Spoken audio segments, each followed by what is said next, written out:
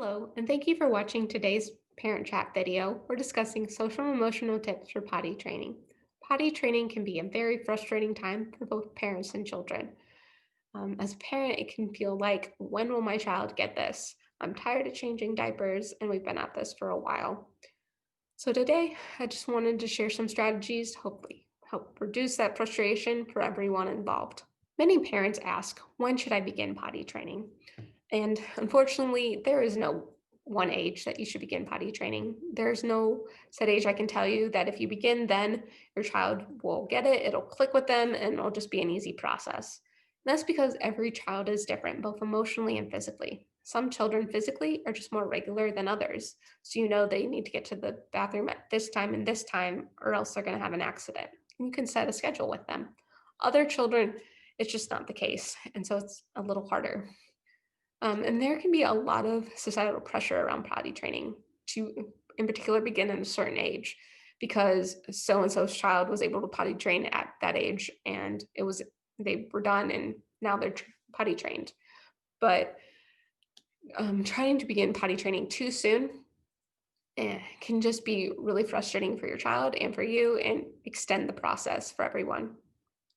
There are, however, some signs that you can look for, both emotionally and physically, in your child that they are getting ready and they are at a point that they can begin potty training. And these were pretty consistent across the articles that I looked at. They all about said the same things. So, emotionally, is your child showing interest in the toilet? It's much easier to begin potty training if they are interested in it. So your child might be talking about the toilet or wanting to sit on the toilet. They might tell you that they're going to go to the bathroom on the toilet, whether or not they do. They're at least showing that they're interested in it and aware of it. Um, a child might also want to be like those around them. So a lot of times we see younger siblings being able to be potty trained sooner and easier than their older siblings because they have that role model of the older sibling and they want to be like them. As extra motivation to begin potty training. But this could also be mom or dad or another adult in their life that they want to be like if they don't have an older sibling. Physically, there's some signs to look for as well. Can your child get to the toilet by walking or running? Can they take off their own clothes? If they can't do some of those basic physical things, it's going to be very difficult to begin potty training with them because the adult's always going to have to get them there and take clothes off and whatnot. Also, does your child know when they're going to the bathroom? So we all know those children that go off into the corner or make a face when they're going to the bathroom. They might tell you that they're wet or dirty and need changed. This is an indication that they have awareness of what it feels like to go to the bathroom, which is really key if they're going to begin to use the toilet on a regular basis. Is your child able to stay dry? That's just physically showing that their bodies are ready to begin the potty training process. Um, and just one of these may not indicate their child's ready, but if you start seeing multiple of these together, it's a good sign that you could begin that process with your child. And let's say you begin potty training, but your child just isn't interested. It would be best to wait a few months and then try it again. Those few months just might be what your child needs. And that second go at it could be much easier for you rather than pushing through it and just making everyone frustrated. If you know a big life event is coming up, it's not recommended that you begin potty training then. So if you know you're going to move or there's going to be a job change and that's going to affect schedules and maybe who a child's going to be cared by as well. Or if you know a baby's going to be joining your family, these are all big life changes. And so it's going to be hard to gain a new skill for a little one if they have all this other things going on. So it's best to wait a few months after those big life changes and then begin the potty training process. We also want to avoid power struggles. You as parent are well aware that there can be many power struggles with a toddler or a young preschooler. And um, and that's because developmentally they're at a point where they're trying to establish independence. They've realized they're their own person and they want to be able to do the things that they like and they want to do. They don't like anyone getting in their way. Um, Potty training is another area that, if pushed too hard, can become an area where a toddler says, I have control over this. I can choose not to use the the toilet because they want me to. So if pushed too hard, uh, it can just be all the more resistance from a child. And that's why it's encouraged not to start unless you're starting to see signs that they're ready and willing to begin potty training. Becky Bailey, who's the creator of Conscious Discipline, has this saying that I really like and I think is can be really important during potty training. And we want to change our mindset from how do I make my child do something to how can I make my child more likely to do it. Um, and this, we can look at several strategies to help our child be more likely to potty train, but we are not going to be able to make them. And one way is incorporating play. Children learn through play, and going to the toilet is a new skill. So we can use play to help them learn that. We can incorporate stuffed animals or dolls or toys by using the toilet, as you can see on the picture here. Um, Acting out the toy using the bathroom is a great way to show your child what needs to be done in the bathroom. Another way could be just having, if you have a portable toilet, just setting it out in the midst of toys and letting the child get familiar with it and use it as a seat. It can be fully clothed during those times, and it's just present and them to get more familiar with it. Other ways to make your child or have your child be more likely to use the toilet is by reading stories. And stories are a great way to include your child's interest as well, because there are many different kinds of stories. So, like in this case, if your child is interested in Daniel Tiger, there's a book from Daniel Tiger about potty training. That can be a great way. And it's a great way to build connection with your child as well as you're trying to teach them a new skill. And I just looked online for articles about books on potty training and found one from parents.com, and they had 17 different ones. And I just chose a few here to include in this PowerPoint.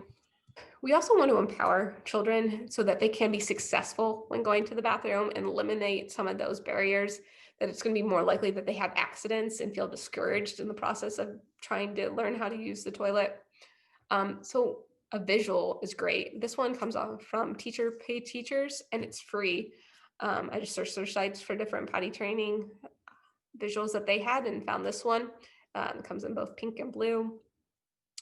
And this is helpful because using the toilet is a multi-step process. We might forget that as adults, but to a children, um, it is a multi-step process and one that they're learning the different steps. So they need to know that they need to clean themselves and they need to wash their hands with both soap and water so that they keep themselves and others clean and healthy. Other things to consider: is your child able to get to the toilet and is it fitted for the child? So is it too high for them even to get there? That's going to be more likely that they're going to have accidents if they're trying to use the toilet. Um, or if it's a big seat, that can make them less likely to use it because just physically harder to sit there, might have fear of falling into it. So having one fit for a young child is good as well to help them just be able to use it. Also easy to take off clothes. So if they are having to mess with buttons or snaps in the process of trying to get to the bathroom, that is going to slow down the process, and um, you don't want there to be any extra time in between them in the bathroom. So having easy to pull up and down clothes will make it easier for them to get there in time. We also want to encourage effort. So not just when they actually use the toilet, but when they've at least tried. Maybe they ran to the bathroom, but they didn't get there quite in time. We can encourage them and say, man, I saw you ran really fast and you tried really hard to get there. Encouraging effort will make it more likely that they will want to continue in the process. If we are scolding or being discouraging in that, it can feel like, why do I even try? I'm not going to be successful, and just really discourage a child in the process. We have to keep in mind that potty training is learning a new skill, and it is going to be messy, and there's going to be mistakes, just like when we learn any new skills. So just expecting that and being prepared for yourself to just handle when there are mistakes.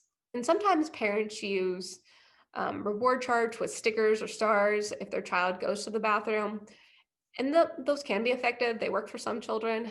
But in the long term, encouragement is more of a motivator because it's more just natural. There's no, oh, I did something. I need a reward now in order to be motivated to do it. Um, but natural encouragement comes from both within the child and from others as they do things. We also want to make sure that we're regulating our response as the adults. Potty training can be stressful, um, and we need to make sure that we're taking a moment and taking deep breaths and calming ourselves when there are accidents and there's messes to clean up before we go and address the child. Um, because if we're responding out of frustration, a child's going to sense that and they're going to know that you're not happy with them. We should not punish children when there are accidents because it's an accident. Um, but rather, when there is an accident, we can use those as an education opportunity. So, did you notice that a child was starting to wiggle and do the potty dance, but they were playing in the midst of the toys and they were so just focused on their toys that they didn't get up and go to the bathroom? That's a time to educate them on, well, you sensed that you had to go to the bathroom. You were doing your dance, and um, when that happens, it's okay to get up and go use the bathroom. Your toys are going to be there when you get back, and you can play then. And problem solve, even if your child is young, ask them what they think can be helpful in potty training. You might be surprised of the ideas that they come up with that'll work for them, and just alleviate some of the pressure that you have as an adult to help get your child to know when they need to use the bathroom. Also, we want to coordinate with other caregivers. If you're trying to begin potty training with your child, you want to keep it consistent throughout where your child will be during the day. So talk with them, the other caregivers, about what's working, what you're trying, so you can all use the same language and kind of can stick to the same schedule there. Regression is something to be expected, especially as I was talking earlier about big life events.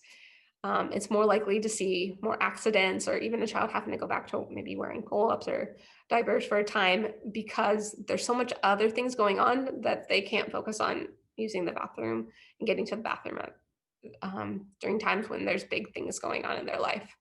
We want to avoid scolding children during this time. Um, like I said, it's to be expected. There are developmental stages, and uh, just because they're having a little bit of a setback doesn't mean that they won't be able to pick up again and be able to be potty trained. If you think as a parent that there's something physically wrong, please consult your physician. Trust your parental instincts. You know your child the best. And so if you're sensing that there's something um, more going on and there needs to be a physical consultation, please reach out to your physician. I looked at several articles when putting this together. Mind in the Making is one I go to regularly. They had a great article about potty training, 0 to 3, and some of those others. Like I said, Teachers Pay Teachers have those free resources, which are great as well. Beyond these resources, if you would like more information on social and emotional topics, you can check out our YouTube channel. We now have over 140 videos for educators and parents and other caregivers for children 0 to 8. Uh, and so, in addition to that, we also have our Facebook page. We're regularly updating social and emotional topics on there, and visuals and resources. So please check out those. Thank you for watching, and I hope this has been helpful.